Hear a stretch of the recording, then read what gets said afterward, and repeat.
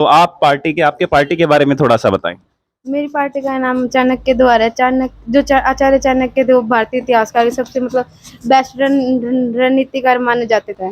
और इनके जितने भी कि इश्यूज है ना, उनको हम सोल्व कर रहे हैं। मेरे को ऐसा लग रहा है कि हाँ, हम जीत सकते हैं। बिल्कुल, अभी मैं कहूँ कि जैसा कि पहली वीडियो में आपने देखा था कि इलेक्शन की घोषणा की गई थी, और इलेक्शन की घोषणा के साथ ही मैं कहूँ कि इलेक्शन कमीशन ने अपने मैं कहूँ कि पर्चे चिपका दिए हैं, और कोशिश ये है कि ज़्यादा से ज़्यादा डिजिटल माध्यम है उनका प्रयोग किया जाए। और इसके अंदर कुछ शर्तें लिखी गई है इलेक्शन कमीशन के द्वारा कि पहला जो सेक्शन ए बनाया गया है कि कोई भी दल भाईचारे या क्षेत्र के नाम पर वोट नहीं मांग सकता। अन्य दलों या उम्मीदवारों के झूठे आरोप या गलत जानकारी बदनाम करना वर्जित है। प्रचार का समय 5:30 से 6:30 बजे रहता है ताकि पढ़ाई डिस्टर्ब ना हो बच्चों की। और निर्धारित जो क्षेत्र बनाए जाएंगे एनजीओ के अंदर, वहीं पे ही पोस्टर लगाए जा सकते हैं।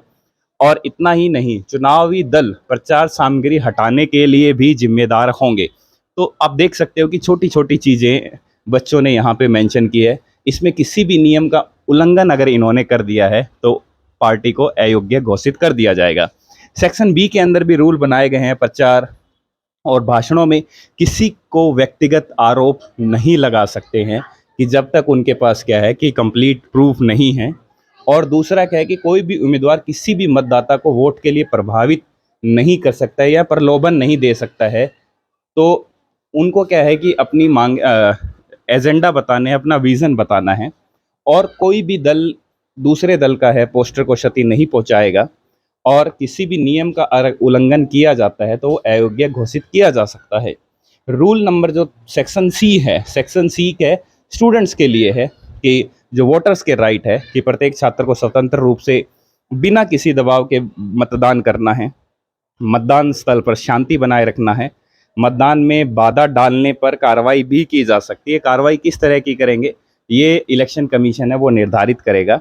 सभी मतदाता स्थल पर उपस्थित अधिकारियों के निर्देश का पालन करेंगे। जो बच्चे हैं, इलेक्शन कमीशन के कोई भी सदस्य तो एक बार आ जाइएगा, कोई यहाँ पे है हमारे साथ इलेक्शन कमीशन, रघुवीर, ये कैमरामैन ही है हमारे साथ, आप कैमरा पकड़ लो।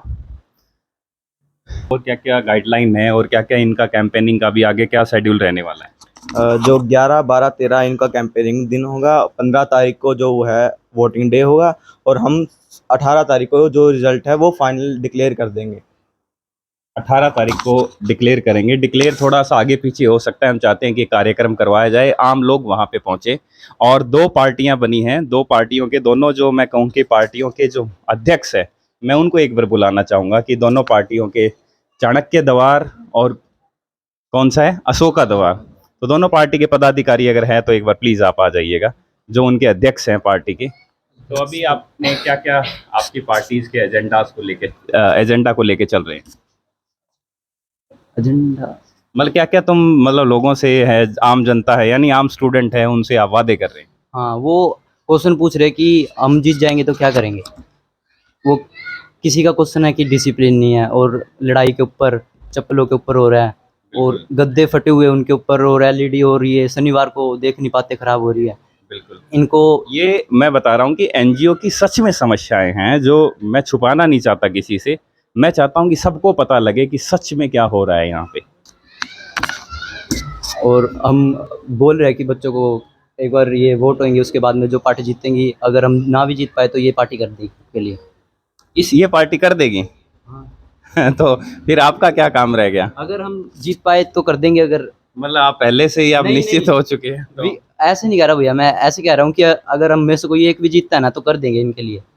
ये अच्छी बात है कि देखिए कि आम जनता की भलाई के लिए विपक्ष भी, मैं कहूँ पक्ष और विपक्ष दोनों आमने सामने, सत्ता में तो कोई खैर है ही नहीं अभी, दोनों की सोच देखिए कि वो बच्चों के प्रति कितना सकारात्मक रवैया है।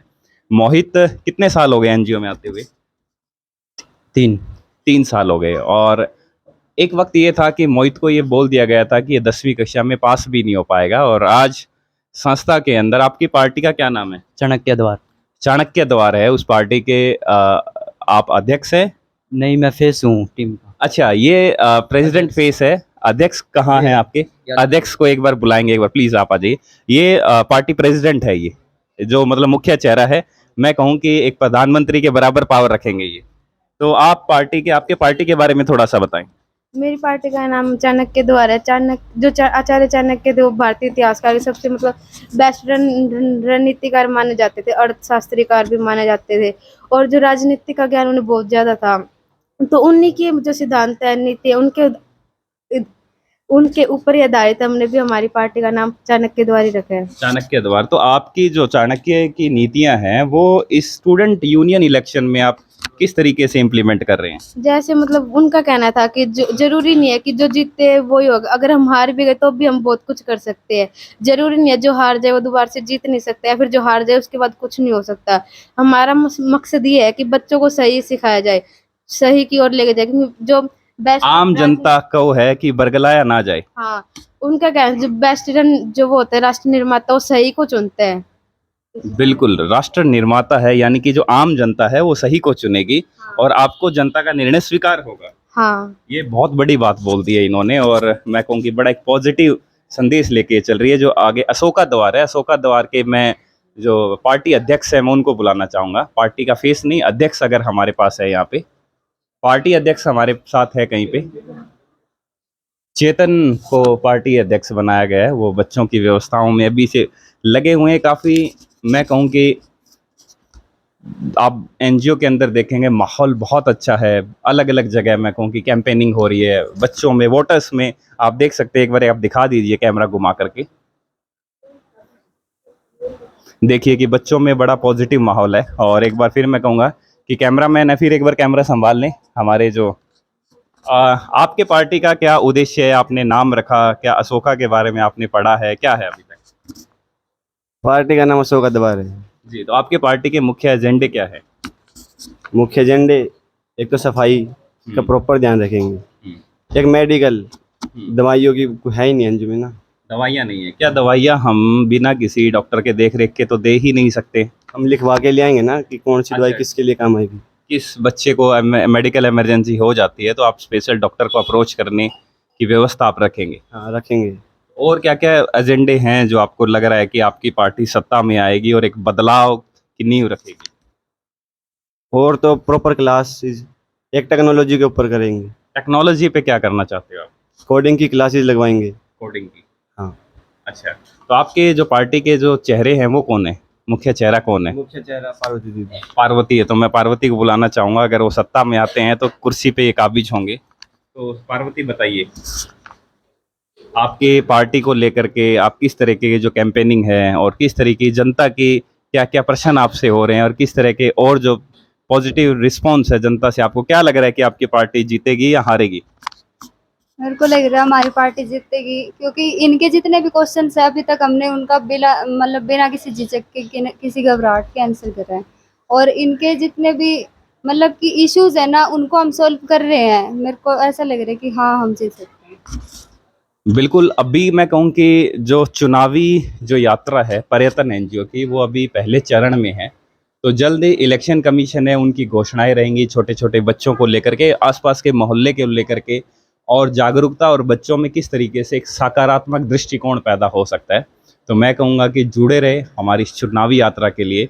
ये था एपिसोड 2, और तीसरे एपिसोड में चुनाव आयोग, पार्टियां और पार्टी डिबेट्स आपको देखने को मिलेगी, ताकि क्या है कि आम जनता के प्रश्न और जो पार्टियां बनी हैं, उनके अध्यक्ष हैं, उनके पार्टी के जो चेहरे हैं, वो आम जनता को जवाब दे सके, एक एक चीज़ पे खुल के बात कर सके। तो जुड़े रहिए पर्यटन के स्टूडेंट काउंसिल के इलेक्शन के साथ। जय हिंद, जय भारत।